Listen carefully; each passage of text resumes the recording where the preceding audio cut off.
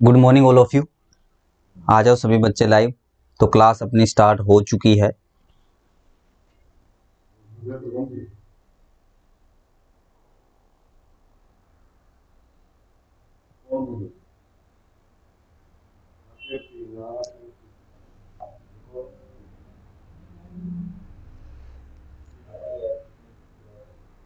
देख लेता हूँ मैं एक बार क्लास स्टार्ट हुई कि नहीं हुई।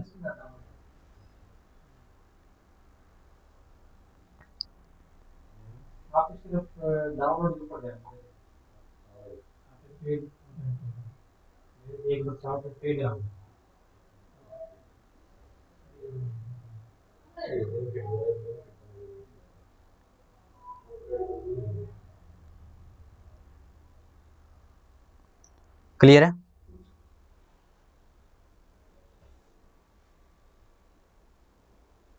देख लेता हूँ मैं एक बार क्लास स्टार्ट। चलो, तो जैसे अब बात करेंगे अपन फ्लेमिंग के लेफ्ट हैंड रूल के बारे में कि फ्लेमिंग का जो लेफ्ट हैंड रूल है वो क्या बोलता है। तो एक चीज तो मैंने आप लोगों को क्लियर करवाई दी कि मोटर में कौन सा रूल जो है अपन यूज करते हैं और जनरेटर में कौन सा रूल यूज करते हैं, कैसे काम करता है, क्या कुछ काम करता है। तो दो सिद्धांतों के बारे में हम लोगों ने पढ़ा है। अभी पहला सिद्धांत तो ये था कि ये फैराडे के विद्युत चुंबकीय खिंचाव के सिद्धांत पे काम करता है, और जो दूसरा रूल पढ़ा है वो मोटर को घुमाने या मतलब क्या है कि जो अपन करंट पैदा करेगी उसके हिसाब से डिनोट करेंगे। तो एक चीज बता देता हूं मैं आप लोगों को, कई बार क्वेश्चन पूछा जाता है कि जैसे ये रूल पढ़ा था हमने राइट हैंड रूल, एक रूल पढ़ा हम लोगों ने फ्लेमिंग का राइट हैंड रूल, ठीक है, इस हिसाब से पढ़ा। अंगूठा हमारा किस चीज को दिखा रहा था, ये हमारा किसको दिखा रहा था, तो ये बता रहा था अपना, यहां से डिनोट करते हैं अपन इससे, तो ये बता रहा था प्रेरित ईएमएफ की दिशा, प्रेरित ईएमएफ। जनरेटर के केस की बात कर रहा हूं, अभी हम राइट हैंड रूल के बारे में पढ़ रहे हैं। तो ये किस चीज को दर्शा रहा था अपना, तो ये बता रहा था मेरा प्रेरित ईएमएफ की डायरेक्शन, ठीक है। इन दोनों के बारे में बात नहीं कर रहा, जैसे एक चुंबकीय क्षेत्र की दिशा को दर्शा रहा है या ये चालक की दिशा को बताएगा, मान लो चालक की दिशा को बताता है ये मेरा, और दूसरा चीज क्या है, ये चुंबकीय क्षेत्र की डायरेक्शन बताएगा, चुंबकीय क्षेत्र की दिशा के बारे में बताता है। ये चीज भी हम लोगों ने पढ़ी, इस चीज के बारे में पढ़ लिया था। अब हम बात करते हैं कि मोटर क्या चीज को बताएगी। जैसे ये कौन सा है अपना, तो ये है अपना राइट हैंड रूल। यहां से पक्का क्वेश्चन आता है, याद रखना। और राइट हैंड रूल में आप लोगों से क्या पूछा जाता है, तो जो चीज आपसे पूछी जाती है कि मुड़ी हुई उंगलियां किस प्रकार से दिखाई देगी। देखो, जैसे इसको हम यूज कैसे करते हैं, 90 डिग्री के एंगल पे रखते हैं। ये चीज भी बच्चों मेरी क्या है, 90 डिग्री के एंगल पे है। और अगर आप लोग यहां से देखोगे तो ये चीज भी मेरी क्या है, 90 डिग्री के एंगल पे है। तो ये जो मुड़ी हुई उंगली है जो बाहर की तरफ चल रही है, तो ये क्या बताएगी कि प्रेरित ईएमएफ पैदा होने वाला विद्युत वाहक बल कितना है, ठीक है, ध्यान रखना। ये क्या बताएगा, चुंबकीय क्षेत्र की डायरेक्शन को बताएगी, ये वाली जो फिंगर है। और ये क्या बताएगी, धारा की दिशा को बताएगी, ठीक है, सॉरी चालक की दिशा को बताएगी। क्लियर है? इसमें किसी बच्चे को कोई डाउट नहीं होना चाहिए, ठीक है। तो यहां से सिर्फ एक क्वेश्चन इंपॉर्टेंट पूछ सकता है कि फ्लेमिंग का राइट हैंड रूल हम किस लिए यूज करते हैं, तो ये करते हैं प्रेरित ईएमएफ को जानने के लिए, या प्रेरित ईएमएफ की दिशा को जानने के लिए हम क्या करते हैं, इसका यूज करते हैं। दूसरा चीज आता है मेरा कि भैया अगर बात करें, ये तो राइट हैंड रूल आ गया, नेक्स्ट बात करते हैं अपन लेफ्ट हैंड रूल की। तो लेफ्ट हैंड रूल क्या बोलता है, तो लेफ्ट हैंड रूल इसी हिसाब से चलेगा, बस उंगलियां कौन सी होगी मेरी, ठीक है। तो ये किस चीज को बताएगी, तो ये उंगली जो है मेरी, ये जो अंगूठा, ये चालक की घुमाव दिशा को बताएगा, ये बताएगा चालक की घुमाव दिशा, ठीक है।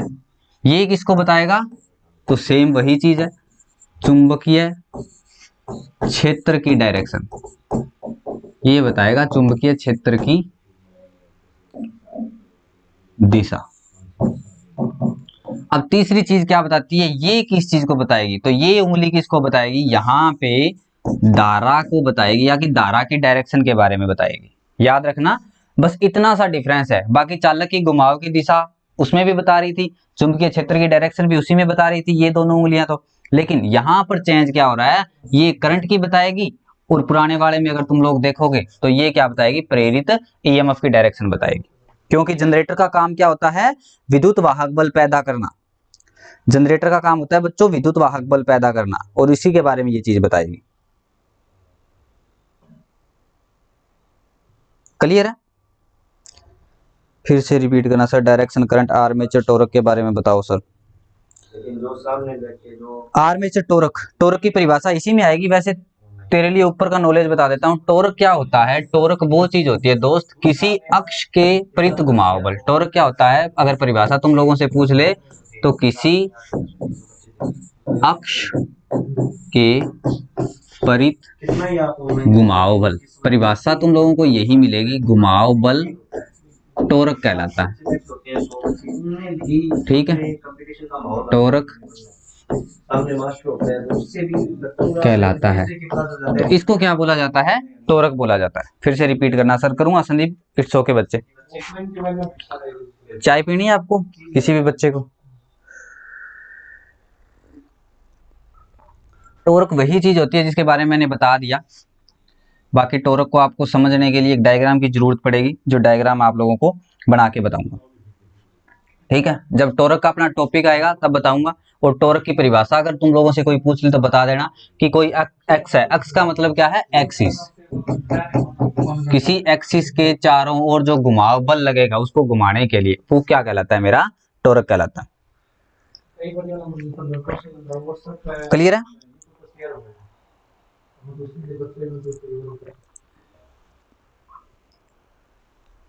और ये नियम किस लिए दिया था? तो जैसे बच्चे ने पूछा, ये नियम टॉर्क की दिशा ज्ञात करने के लिए दिया है वैसे। ठीक है, टॉर्क की दिशा ज्ञात करने के लिए क्या है? इसी नियम को दिया गया। सर ट्रांसफॉर्मर क्लास कब है? अभी अपना डीसी मोटर चल जाए, उसके बाद अल्टरनेटर वगैरह या एसी थ्योरी आएगा, अल्टरनेटर आएगा, ये मानो कि कम से कम 3-4 दिन बाद। 3-4 दिन बाद अपनी ट्रांसफॉर्मर की क्लास है।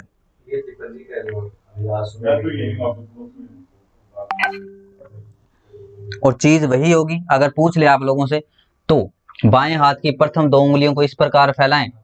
यहाँ पे हम लोग क्या है, ये तो राइट हैंड रूल ही आ गया, लेफ्ट हैंड रूल क्या बोलता है कि बाएं हाथ की प्रथम 2 उंगलियों को इस प्रकार फैलाएं कि पहली उंगली किसको दिखाएगी? चुंबकीय क्षेत्र की डायरेक्शन को, और मुड़ी हुई उंगली या मेरी किसको दिखाएगी? धारा को। तो अंगूठा मेरा क्या करेगा? चालक की घुमाव दिशा को प्रदर्शित करेगा। आशा करता हूं कि चीज समझ आ गई होगी। सर एक बार लेफ्ट हैंड वाला दिखाना। लेफ्ट हैंड वाला ही खोल रखा है बच्चे, टाइम नहीं मिलता यार साहब, टी ब्रेक कर तो लें। वैसे तो चाय बहुत कम पीता हूं मैं, आज ही पी है।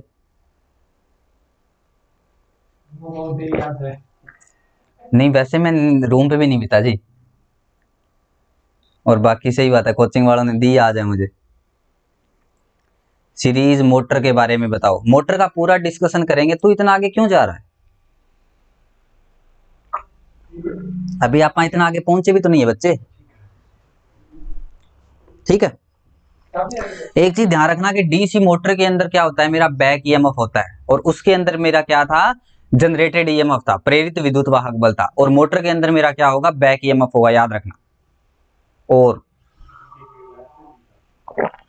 बैक ईएमएफ चीज क्या? सीरीज मोटर को किस क्रम में जोड़ा जाता है? सीरीज मोटर को तो सीरीज में ही जोड़ेंगे, नाम ही उसका सीरीज मोटर है। वाइंडिंग होती है बच्चे इसमें। वैसे सीरीज मोटर या ऐसा कुछ नहीं होता। अगर आपको बाहर से देखोगे तो आपको कुछ पता नहीं लगेगा कि ये मेरी मोटर जो है ये सीरीज मोटर है या शंट मोटर है। उसमें वाइंडिंग की जाती है। अगर मान लो कि आर्मेचर के श्रेणी क्रम में मैंने कोई वाइंडिंग कर दी तो वो क्या हो जाएगी? मेरी सीरीज मोटर हो जाएगी। और अगर मान लो मैंने आर्मेचर के समांतर क्रम में वाइंडिंग कर दी तो ये मोटर कौन सी होगी? मेरी सीरीज मोटर होगी। और इसको मैंने कहाँ जोड़ दिया? सप्लाई के साथ जोड़ दिया। सीरीज मोटर की बात कर रहा हूं मैं, इसको सप्लाई के साथ जोड़ दिया तब जाके ये मेरी सीरीज मोटर बन गई। अगर मैंने क्या करा, ये आर्मेचर लगा रखा है, ठीक है, और आर्मेचर के समांतर क्रम में मैंने क्या जोड़ दिया? एक यहाँ पे शंट जोड़ दिया। ठीक है, RSH लिख देता हूँ। शंट, शंट को क्या बोलते हैं? पैरेलल बोलते हैं। तो ये जाके मेरी क्या बन गई? शंट मोटर बन गई। सिर्फ वाइंडिंग होती है, वैसे बाहर से कुछ पता नहीं लगता कि सीरीज मोटर क्या होती है, पैरेलल मोटर क्या होती है। ऐसे देखने से थोड़ी पता लगता है किसी को। क्लियर है? आगे बढ़े। बस यही याद रखना कि क्यों किया जाता है। तो टॉर्क की दिशा ज्ञात करने के लिए क्या किया जाता है? इसका यूज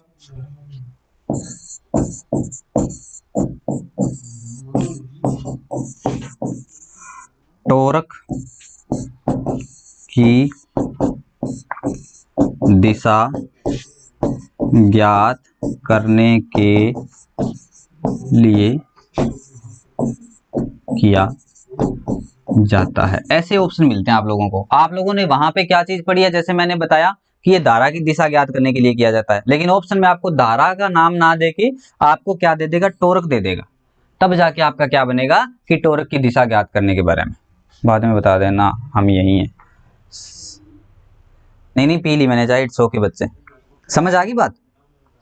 चलिए अब बात करते हैं डीसी मोटर की कार्य प्रणाली के बारे में कि डीसी मोटर की कार्य प्रणाली क्या होती है, वर्किंग क्या होती है, कैसे ये मेरी काम करती है। ठीक है, इससे पहले कुछ और चीज पढ़ें।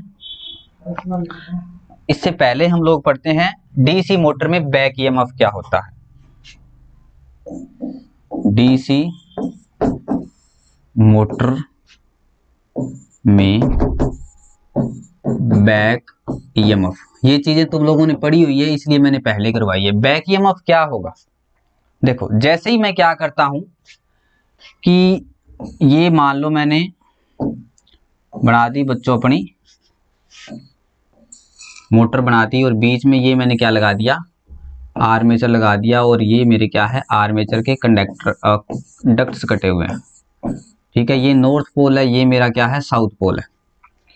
अब चीज क्या होती है कि जैसे ही मैं क्या करता हूं, यहां पर मैंने क्या लपेट रखी है, फील्ड वाइंडिंग। ठीक है, ये मेरी फील्ड वाइंडिंग है। ठीक है, ये चीज क्या है मेरी बच्चों, फील्ड वाइंडिंग है। अब फील्ड वाइंडिंग को मैं क्या करता हूं, यहां पे सप्लाई देता हूं। अगर जैसे मान लो मैंने फील्ड वाइंडिंग को सप्लाई दी तो उसके चारों ओर क्या बन गया, मेरा मैग्नेटिक फील्ड बन गया। ठीक है, फील्ड वाइंडिंग को सप्लाई देने पे क्या बन गया, मेरा मैग्नेटिक फील्ड बन गया। अब ये मैग्नेटिक फील्ड क्या करेगा, यहां पर भी तो मैंने एक वाइंडिंग कर रखी है आज, जिसको मैं क्या बोलता हूं, आर्मेचर वाइंडिंग बोलता हूं। पोल्स पे की जाने वाली वाइंडिंग फील्ड वाइंडिंग होती है, और आर्मेचर पे की जाने वाली वाइंडिंग को क्या बोलते हैं, आर्मेचर वाइंडिंग या रोटर वाइंडिंग बोला जाता है। ठीक है, रोटर क्या चीज होता है, जो घूमने का काम करता है, और स्टेटर क्या होता है, जो मेरा फिक्स रहता है। इसमें आप लोगों के लिए क्वेश्चन भी छोड़ता हूं मैं कि जो छत का पंखा होता है अपना, उसमें रोटर घूमता है कि स्टेटर घूमता है। ठीक है, ध्यान रखना। तो इसमें हम रोटर किसको बोलेंगे, बैक ईएमएफ सेकंड नेम होता है, बिल्कुल सेकंड नेम होता है। बैक ईएमएफ के अलावा इसके और भी नाम होते हैं, जिसको एक को हम बोलते हैं काउंटर ईएमएफ। ठीक है, काउंटर ईएमएफ या विरोधी ईएमएफ भी बोला जाता है। तो कुछ भी आप लोगों को नाम मिल सकते हैं, याद रखना। ठीक है, चलिए अब क्या करते हैं कि डीसी मोटर को मैंने क्या करा, सप्लाई दी। तो सप्लाई देने के कारण एक ईएमएफ तो ये है मेरा, जो मेरा क्या है, ईएमएफ मेन है। ठीक है, मेन विद्युत वाहक बल है। अब मैंने इसको सप्लाई दी तो उसके चारों ओर चुंबकीय क्षेत्र बना। चुंबकीय क्षेत्र बनेगा तो इस चीज को भी ये काटेगा चुंबकीय क्षेत्र, समझ लेना चीज को। इसको भी ये मेरा क्या करेगा, चुंबकीय क्षेत्र काटेगा। और फैराडे के विद्युत चुंबकीय प्रेरण के सिद्धांत पे इसमें भी क्या हो जाएगा, एक प्रकार का ईएमएफ पैदा हो जाएगा। ठीक है, आर्मेचर में भी क्या हो जाएगा, मेरा एक प्रकार का ईएमएफ पैदा हो जाएगा। अब ये ईएमएफ जो होगा, जो ये कौन सा है, आर्मेचर में पैदा ईएमएफ, जिसको हम क्या बोलता हूं, आर्मेचर ईएमएफ बोल दिया मैंने। ये जो ईएमएफ होगा ये विरोध करेगा इस चीज का। ठीक है, तो यही क्या होता है, विरोधी विद्युत वाहक बल। जो आर्मेचर में जो ईएमएफ बना है वो क्या है, विरोधी ईएमएफ है मेरा। ठीक है, यहां पर एक बंदे का नियम और लगता है जिसका नाम है, हाँ जी, स्टेटर घूमता है, बिल्कुल ठीक बात है, छत वाले पंखे में। चलिए यहां पर ये चीज मैंने क्या बना दी, विरोधी विद्युत वाहक बल। क्योंकि एक आर्मेचर, एक ईएमएफ कौन सा था, मेरा मैन ईएमएफ था, लेकिन दूसरा ईएमएफ मेरा क्या बना है, आर्मेचर चालकों को जब काटा है तब जाके फैराडे के विद्युत चुंबकीय प्रेरण के सिद्धांत पे ये क्या बना है, मेरा एक प्रकार का ईएमएफ और बन गया। ठीक है, और इसी ईएमएफ को मैंने क्या बोला है, विरोधी विद्युत वाहक बल। ये किसका विरोध करता है, जिसके कारण यह पैदा हुआ है। पैदा किसके कारण हुआ बच्चों, तो मैन ईएमएफ के कारण पैदा हुआ। अगर मान लो मैं इसको सप्लाई ना देता तो क्या आर्मेचर में मेरा किसी प्रकार का कोई ईएमएफ बनता, नहीं बनता। ठीक है, आर्मेचर में मेरा किसी भी प्रकार का कोई ईएमएफ नहीं बनता।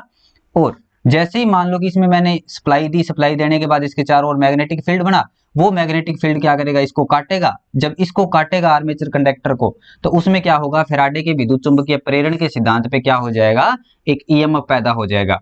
और वही ईएमएफ क्या होगा, इसका विरोध करेगा, जिसके कारण क्या हुआ है, वह पैदा हुआ है, जिसको मैंने क्या बोला है, विरोधी विद्युत वाहक बल। अब हम बात करें एक लेंज नामक वैज्ञानिक का, जिसका लेंज का नाम लिया मैंने अभी। तो लेंज क्या बोलता है कि आर्मेचर में पैदा हुआ विद्युत वाहक बल उन कारणों का विरोध करता है जिनके कारण वह पैदा हुआ है। ठीक है, कौन से कारण के कारण पैदा हुआ था? मेन सप्लाई के कारण। अगर मान लो मैं उसको मेन सप्लाई नहीं देता, ठीक है, अगर मान लो इसको मैं मेन सप्लाई ही नहीं देता, तो क्या मेरा आर्मेचर में किसी प्रकार का कोई ईएमएफ बनता? नहीं बनता। ठीक है, तो आर्मेचर के अंदर जो मेरा ईएमएफ बना वो किस स्वभाव का है? वो विरोधी स्वभाव का है बच्चों, याद रखना। और ये नियम किसने दिया था? लेंज ने। इसको एग्जांपल एक और तरीके से समझ सकते हैं कि बेटा जो होता है, बेटा बाप का विरोध करता है। ठीक है, जब बेटा जवान हो जाता है तो क्या करता है? वो बाप का विरोध करने लग जाता है। लेंज ने भी यही चीज बताई कि यहां से बाप है ये, इसने सारी चीजें दी है इसको। ठीक है, इसने क्या दिया? मैग्नेटिक फील्ड इसने दिया। ठीक है, जैसे हमारे माँ बाप क्या करते हैं? हमें शिक्षा देते हैं, ठीक है, खाना पीना रहना सारा कुछ देते हैं।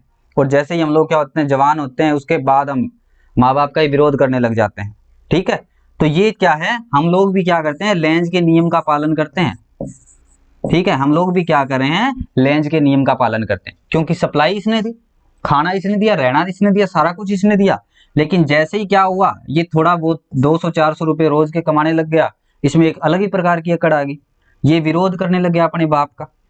ठीक है, तो इस चीज को मैंने क्या बोला है? विरोधी विद्युत वाहक बल बोला है। ठीक है, और लेंज का नियम भी मेरा यही बोलता है कि आर्मेचर के अंदर पैदा हुआ विद्युत वाहक बल उन कारणों का विरोध करेगा जिनके कारण वह पैदा हुआ है। और वो ये जो विद्युत वाहक बल पैदा होगा उसको मैं क्या बोलूंगा?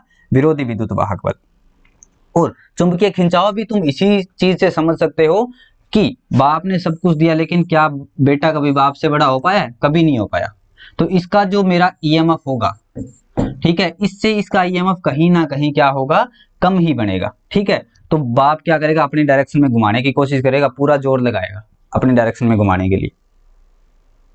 समझ रहे हो बात को? इलेक्ट्रिकल थ्योरी यही कहवा है कि जो चीज जिसके कारण पैदा हुआ है उसका विरोध करती है। हाँ जी, लेंज का नियम लिखवा दो सर। लिखवा देता हूँ बच्चे, लेंज का नियम भी लिखवा दूंगा। ये चीज समझ आई कि नहीं आई? ये बताओ, चीज समझ आई या नहीं आई?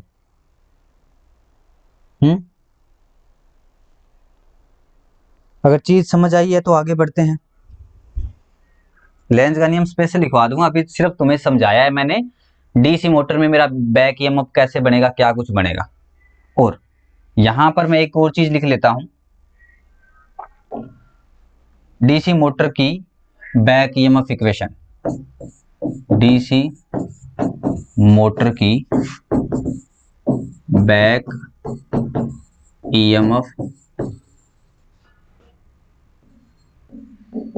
इक्वेशन। तो इसको डिनोट क्या करते हैं?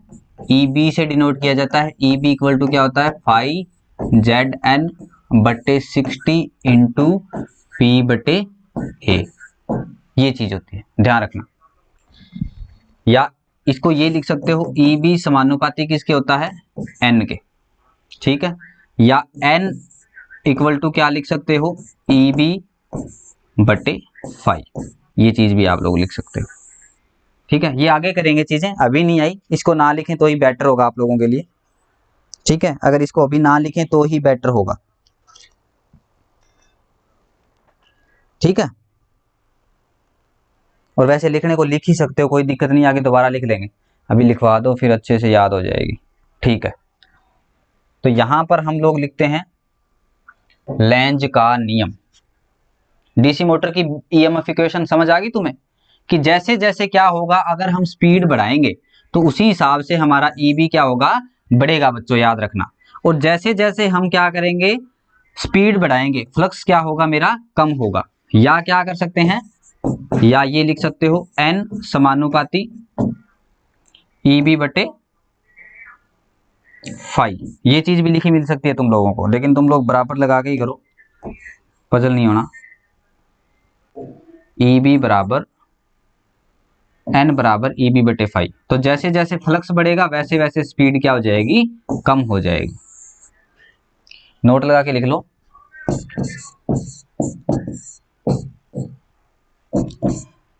बैक ईएमएफ स्पीड बढ़ाने पर, स्पीड बढ़ाने पर बैक ईएमएफ भी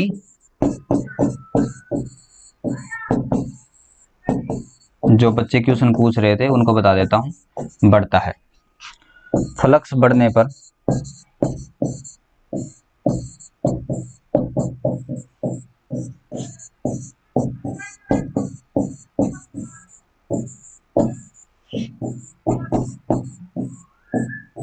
फ्लक्स बढ़ाने पे क्या होगी बच्चों, स्पीड कम होगी। ठीक है, चलो क्लियर है, इतना नोट करो।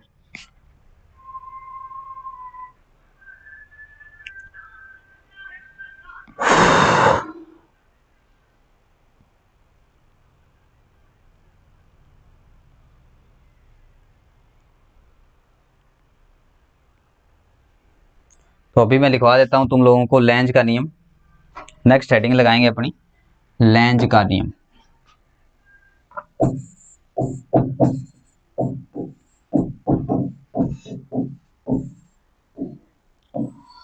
प्रेरित विद्युत धारा, प्रेरित विद्युत धारा सदैव उन कारणों का विरोध करती है जिसके कारण वह पैदा होती है। यानी बेटा क्या कर रहा है, बाप का ही विरोध कर रहा है कि हाँ भाई तय कह दिया मैंने। ठीक है, बेटा क्या कर रहा है, बाप का ही विरोध कर रहा है इसमें। नियम का प्रतिपादन कब हुआ, इस नियम का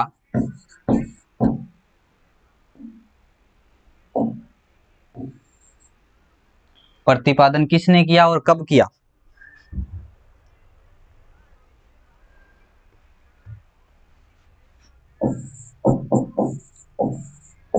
प्रतिपादन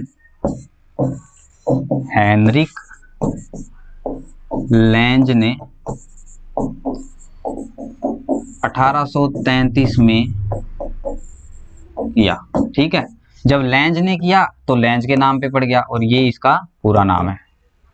ठीक है, वैसे तो पूरा नाम कोई नहीं पूछता, पर कुछ और भी दे दे तो कंफ्यूज मत होना, हेनरिक लेंज इसका पूरा नाम है। ठीक है बच्चों,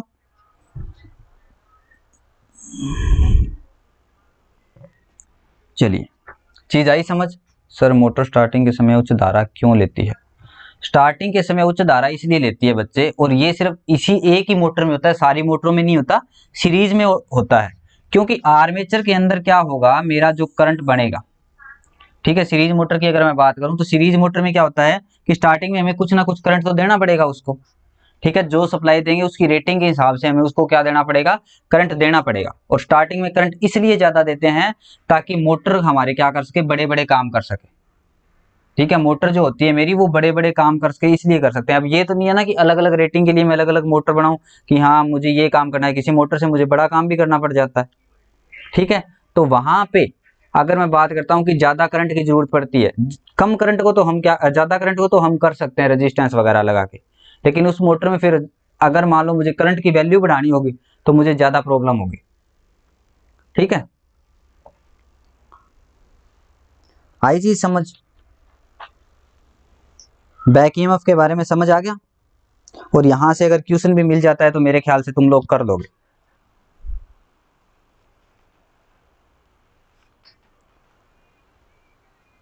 आईएनजे फॉर्मूला पता नहीं क्या लिखा है तूने, अच्छा लेंज फॉर्मूला लिखा है तूने। और लेंज की स्पेलिंग ये नहीं होती बच्चे, LENZ होता है। ठीक है, लेंज की स्पेलिंग क्या होता है, LENZ, लेंस ला। ठीक है, ये होता है लेंज का नियम। और लेंज ने वैसे कोई फॉर्मूला नहीं बताया, लेंज ने बस सिर्फ बैक ईएमएफ के बारे में बताया कि उन कारणों का विरोध करता है जिनके कारण वह पैदा हुआ है। ठीक है, प्रेरित ईएमएफ जो होता है या प्रेरित विद्युत धारा होती है वो क्या करेगी, उन्हीं कारणों का विरोध करेगी जिसके कारण वो पैदा हुई है। ठीक है, चलिए आगे बढ़े। नेक्स्ट बात करते हैं डीसी मोटर की दिशा परिवर्तन करना, या उससे पहले एक चीज और रह जाती है अपनी, डीसी मोटर की कार्य प्रणाली। ठीक है, एक चीज और रह जाती है अपनी, डीसी मोटर की कार्य प्रणाली, तो उसके बारे में पढ़ेंगे। तो नेक्स्ट हेडिंग लगाओगे आप लोग डीसी मोटर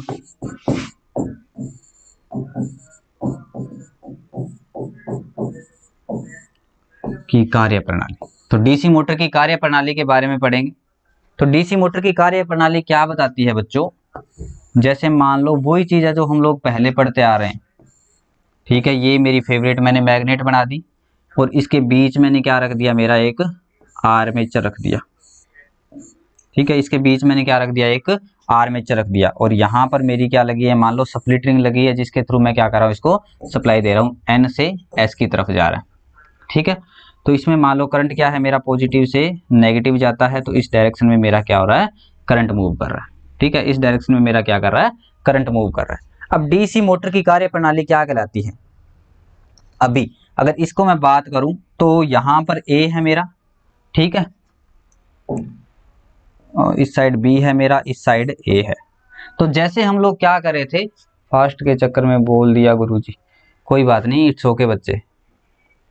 ठीक है, तो इसके बाद क्या होता है, जैसे ही मैं इसको सप्लाई के साथ जोड़ूंगा, अब इसकी डायरेक्शन मेरी क्या है, जैसे हम जनरेटर में पढ़ रहे थे, तो मान लो कि ये डायरेक्शन मेरी क्या जा रही है, नॉर्थ से साउथ की तरफ। लेकिन जैसे ही हाफ लूप में घूम जाएगा ये, तो हाफ लूप में घूमने के कारण इसके पोल्स वगैरह, ये जो कम्यूटेटर सेगमेंट्स है या कम्यूटेटर के अंदर बनने वाला जो मैग्नेटिक फील्ड है, उसकी डायरेक्शन भी क्या हो जाएगी, मेरी चेंज हो जाएगी। और इसकी डायरेक्शन जो आर्मेचर के अंदर बना है, इसकी डायरेक्शन भी 180 डिग्री घूमने के बाद क्या हो जाएगी, चेंज हो जाएगी। ठीक है, तो उसके बाद क्या होगा कि जो मेरा ए सिरा नॉर्थ पोल के पास था, वो क्या आ गया, मेरा साउथ पोल के पास आ गया। ये चीज आप लोग पहले पढ़ सकते हो, उस चीज में भी बिल्कुल वैसी चीज थी जो मैंने डीपली चीज आप लोगों को करवाई थी। ठीक है, तो इस हिसाब से क्या होती है, आधे पोल में पॉजिटिव बनता है, आधे पोल में नेगेटिव बनता है, आधे पोल में पॉजिटिव बनता है, आधे पोल में नेगेटिव बनता है। ठीक है, तो ये क्या होती है, मेरी डीसी मोटर की कार्य प्रणाली होती है। और डीसी मोटर के आर्मेचर में क्या होते हैं, चालक लूप ज्यादा लगाए जाते हैं। रीजन क्या होता है इसमें, चालक क्यों ज्यादा लगाए जाते हैं डीसी मोटर के, अगर आर्मेचर की बात करूं मैं, तो आर्मेचर में इसीलिए लगाया जाता है ताकि टोरक क्या हो मेरा बच्चों, ज्यादा से ज्यादा प्रोड्यूस हो। तो ज्यादा से ज्यादा टोरक प्रोड्यूस करने के लिए मैं क्या करता हूं, आर्मेचर में नंबर ऑफ कंडक्टर की संख्या क्या रखी जाती है, ज्यादा रखी जाती है। क्लियर है।